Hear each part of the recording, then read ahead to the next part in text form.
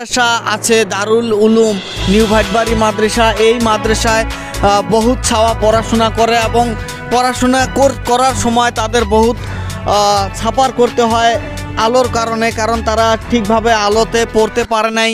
এবং এইখানে এই মাদ্রাসায় যে কারেন্টের যে ভোল্টেজ ছিল আগে, সেই ভোল্টেজ দিয়ে তারা পড়াশোনা করতে পারে নাই। তার জন্য আজকে এই নিউ ভাটবাড়ি দারুল উলুম মাদ্রাসায় এখানের লোকাল এমএলএ ডক্টর মিজানুর কাজী তিনি নিজস্ব একটা ট্রান্সফর্মার এই মসজিদে দান করেছে।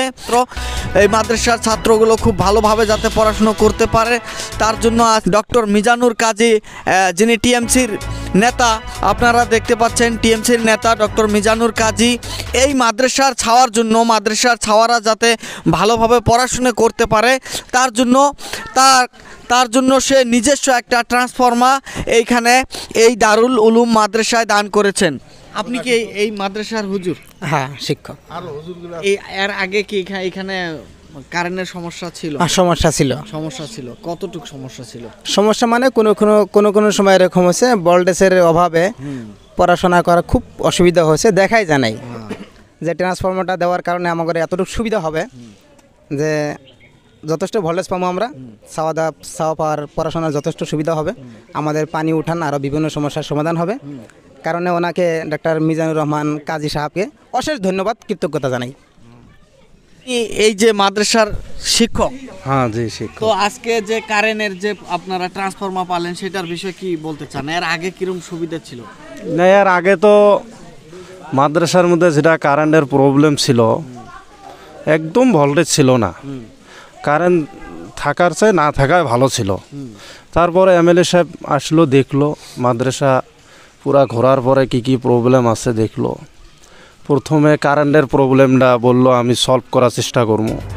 তারপরে এমএলএ সাহেব উনি ট্রান্সফরমার একটা দিল, এখন আজকে কানেকশন হবে।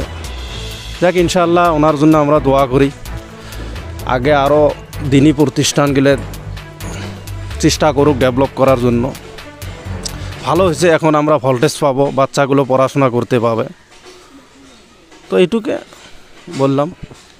তো এখানে দেখতে পাচ্ছেন আমাদের কবির ভাইও এসেছে, কারণ কবির ভাই তো সব জায়গায় থাকে, তো সেই জন্য আমরা আসলে আজকে কবির ভাইয়ের কাছে এই ট্রান্সফরমার বিষয়ে জানবো। এবং তো আজকের বিষয়ে আপনি কি বলতে চান যে এই যে ট্রান্সফরমার বাচ্চাদেরকে যে দেওয়া হলো সেটার বিষয়ে কিছু?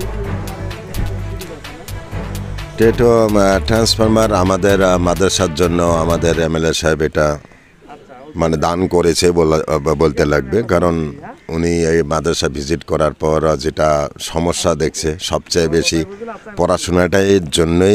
পড়াশোনাটার জন্যই আমাদের এখানে যত স্টুডেন্ট আছে আমাদের ধার্মিক, তো ওদের পড়াশোনা করতে পারে না রাত্রে। এই অভিযোগ পাওয়ার পরে উনি ভিজিট করার পরে আজকে ট্রান্সফরমার দিয়েছে। আজকে আমরা এখানে আইছি ট্রান্সফরমারটা আজকে কানেকশন দিতে, কারণ অফিসের সঙ্গে যোগাযোগ হয়েছে, ওদের লাইনম্যান আসবে, সেই ফলে আমরা এখানে আছি। আমরা কানেকশন দিয়ে এখানে যাব। তো দোয়া করি ভবিষ্যতে যেন সেই অন্ধকারের প্রবলেমটা থাকে না। এর সাথে কিছু প্রশ্ন করতে চাই, যে কারণ বর্তমান যে একটা বার্নিং সমস্যা চলছে, যে 10 জানুয়ারিতে যে রিকোয়ারমেন্ট এলপি স্কুলের যে টিচারগুলো রিকোয়ারমেন্ট হয়েছে বা লিস্টে নাম এসেছে, তো সেগুলো নিয়ে বহু ধরনের সমাজে কথা চলছে, এইগুলোর বিষয়ে আপনি কিছু বলতে চান? প্রশ্নটা তো আপনি রং জায়গায় করে ফেলেছেন, কারণ আজকে যেটা বার্নিং ইস্যু আছে রিক্রুটমেন্ট নিয়ে, এটা অ্যাকচুয়ালি আমি সঠিক ব্যক্তি না সেটার জবাব দেওয়ার জন্য। কারণ আমাদের সমাজে সবাই অ্যাপ্লাই করেছে, যারা চাকরি পেয়েছে আমি ওদেরকেও কংগ্রেচুলেশন দেব, এবং যারা পায় নেই ওদের ভিতরে ওরা কিছু অভিযোগ নিয়ে আসতেছে যে এটা মাস করাপশন হয়েছে, ইললিগেল হয়েছে, বহুত কিছু বলতেছে। আমি জানি না সেটা, কারণ আমি এক্সপার্ট না এডুকেশন ডিপার্টমেন্টে, কিন্তু আমি এতটুকুই বলতে চাই, কারণ যেটা সিলেকশন হয়েছে অ্যাপয়েন্টমেন্টের জন্য টিচার রিক্রুটমেন্ট লিস্ট করেছে, যেটা মানে ওটা ধরেন নেন এক ধরনের রিক্রুটমেন্টে হয়েছে, কিন্তু যেটা হয়েছে 28/11/2023-তে যেটা হাইকোর্ট আমাদের সুপ্রিম কোর্টে যেটা নির্ণয় দিয়েছে যে 18 মান্থ ওডিএলটা ইন সার্ভিসের জন্য মানে কি fit eligible, but it's not eligible for fresh candidate. তো তাই সেটা নিয়ে কিবাকিবি হাইকোর্টও হয়েছে ডিসেম্বর মাসে, ওদের ভিতরেই কেউ বা হাইকোর্ট করেছে। তো হাইকোর্টের নির্ণয় না আসার আগে রিক্রুটমেন্ট দিয়েছে, সেটা নিয়ে গোলযোগ চলছে, এটাই বার্নিং ইস্যু হতে পারে। তো কিছু মানুষ এটাকে নিয়ে বলছে যে অন্য রাজ্যতে যেভাবে রিকোয়ারমেন্টগুলো করতে লাগে মার্ক বেজিস বা যারা আগে পাস করেছে সেই ধরনেরগুলো কিন্তু একগুলো প্রথা হিসেবে দেওয়া হয়। মেঘালয় তো কি সেই হিসেবে রিকোয়ারমেন্টগুলো করা হয়েছে না, আরও অন্য কোনো এখানে রাজনৈতিক চাপা রেখে রিকোয়ারমেন্টগুলো হচ্ছে আপনার মতে? রিক্রুটমেন্ট যেটা প্রসেস হয়েছে, এই কোশ্চেনটা আমি আপনাকে অনুরোধও করব, সেটা আমাদের ডিপার্টমেন্টের যারা কনসার্ন অফিসার আছে ওদেরকে করার জন্য। কারণ আদার স্টেটের কথা আমি জানি না, একটা স্টেটের কথা জানি, সেটা আসাম। আসামে হেমন্ত বিশ্ব শর্মা চিফ মিনিস্টার যিনি আছে, উনি যেভাবে রিক্রুটমেন্ট দিয়েছে, তো এটা একটা হিস্ট্রি। কিন্তু আমি প্রশংসা করব হেমন্ত বিশ্ব শর্মা স্যারের এই উপলক্ষে, শুধু এই সাবজেক্টটাতে, যে উনি যেভাবে টিচার রিক্রুট করেছে, কারো কাছে 1 টাকা কাউকে নিতে দেয়নি না, নিজে নিয়েছে। উনি ফিল্ডের মাঝে যে হারে রিক্রুটমেন্ট দিয়েছে, ঠেলাওয়ালার ছেলেও টিচার হয়েছে, লেবারের ছেলেও টিচার হয়েছে, যারা এলিজেবল, যারা টিকছে মার্ক বেসিসে বা নিজের এলিজেবল যারা দেখাতে পেরেছে, তো তারাই পাইছে। মেঘালয়তে আমি বিশেষ কিছু বলতে চাই না, কারণ ওদের কাছে জিজ্ঞাসা করেন যারা চাকরি পেয়েছে আর যারা পায়নি, ওরা সঠিক ব্যক্তি এই জবাবটা দেওয়ার জন্য। হয়তো বহুত কিছু কানে শুনেছি, কারণ আমার হাতে তো তথ্য নেই যে আমি সেই কথাটা, সেই জন্য বলার জন্য আমি উপযুক্ত ব্যক্তি না। তো সময় পাওয়া যায় না আপনার লক ধরার জন্য, আজকে সময় পেয়েছি। আরও একটা প্রশ্ন করি যে কিছুদিন আগে আপনিও ছিলেন সেইখানে জলজীবন মিশনকে নিয়ে, এবং ডক্টর মিজানুর কাজীও কিন্তু গিয়েছিল, যে কিছু সেগুলোর ফলাফলটা কি পালেন আপনারা? যে অভিযোগ বা যেটা ধারণা ছিল সরকারের উপর যে জ্যামকে নিয়ে, সেটা সিদ্ধ হয়েছে না বা আরও অন্য কিছু সেইখানে আছে? এখন দেখা যাচ্ছে সব জায়গায় কিন্তু পাইপগুলো বিছানো হচ্ছে। তো এগুলোর আসলে কি বলতে চান আপনি এগুলোর বিষয়ে? এগুলো বলতে আপনিও জানেন, হয়তো আপনিও অ্যাজ এ রিপোর্টার ওই ইনকোয়ারিটা কভার করেছিলেন, কারণ আমাদের এমএলএ সাহেব সেটা ইনকোয়ারি করতে গিয়েছিল পাবলিক প্রেসারে এবং আমাদের এনজিওর প্রেসারে। উনি ইনকোয়ারি করেছে, ইনকোয়ারি পড়ার পর উনি তো বলে দিয়েছে যে এটা ঘোটালা আছে। এমএলএ বলেছে, আপনাদের নিউজেও বলেছে, আপনাদের চ্যানেলকেও বলেছে, পাবলিককে আপনাদের চ্যানেলের মাধ্যমে, যে এটা ঘোটালা হয়েছে, এখানে ঘোটালা আছে। কারণ আজকে সেই উপলক্ষে আমি এমএলএ সাহেবকেও ধন্যবাদ দেই, আমাদের যারা এনজিও ফাইট করেছে সেটা নিয়ে, এই ঘোটালাটা নিয়ে। আর আমিও বলছি সেখানে ঘোটালা আছে, কারণ আমাদের অনলাইন তথ্য আর আমাদের প্র্যাকটিক্যাল গ্রাউন্ড মেলে না। তো তথ্যটা ওরা কোথায় পেল? হ্যাঁ, তো এটা নিয়ে যখন ঘোটালা আছে, আমরা ঘোটালা দেখে পেয়েছি, আমরা সাক্ষী, আই এভিডেন্স, আমাদের এমএলএও আই এভিডেন্স। এমএলএও বলেছে এখানে ঘোটালা আছে, এমএলএ বলেছে আরও কিছুদিন দেখি কার দোষটা, কার কী সমাচার, উনি অ্যাকশন নিবে। তো এই মন্তব্য দিয়ে আসার পরে এখানে আপনি দেখছেন ওখানে এডিশনাল সেক্রেটারি এসেছিল, এক্সিকিউটিভ ইঞ্জিনিয়ার এডিশনাল ইঞ্জিনিয়ার এসেছিল, এক্সিকিউটিভ ইঞ্জিনিয়ার এসেছিল, ডিপার্টমেন্টের প্রত্যেকটা কনসার্ন ইঞ্জিনিয়ার ওখানে ছিল ইনকোয়ারিতে এমএলএর সঙ্গে। তো সবাইকে প্রশ্ন করার পরে সবাই বসার পরে, একসঙ্গে বসার পরে ওখানে কন্ট্রাক্টরও ছিল। কন্ট্রাক্টর হাত পাও ধরে একটা কথা বলেছে যে স্যার, আমরা ল্যান্ড রিকুইজিশনের জন্য আমাদের লেট হয়েছে। এটা কন্ট্রাক্টর বলছে, আমরা বলিনি। ল্যান্ড রিকোয়ারমেন্টের জন্য আমাদেরকে লেট হয়েছে, আমরা স্টিপুলেটেড টাইমে কামটা কমপ্লিট করতে পারছি না, তো আমাদেরকে 2-3 মাস টাইম দেওয়া হোক, এক্সটেন্ড। তো এমএলএ টাইম দেওয়ার জন্য সঠিক ব্যক্তি না, কিন্তু আপনারা জানেন ওখানে চিফ ইঞ্জিনিয়ার আছে, এডিশনাল ইঞ্জিনিয়ার আছে, এক্সিকিউটিভ ইঞ্জিনিয়ার আছে, ইভেন গভর্নমেন্ট আছে।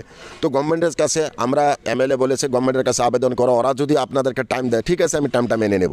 কিন্তু এমএলএ বলেছে আমার সমষ্টিতে যেটা গাঁও পড়েছে আপনাদের স্কিমে, প্রত্যেকটা গাঁওকে পানি পেতে লাগে, যদি পানি না পায় তাহলে আমার মতো খারাপ ব্যক্তি কেউ হবে না আপনার জন্য, কারণ এটা আমার দাবি, আমার মানুষকে পানি পেতে লাগবে।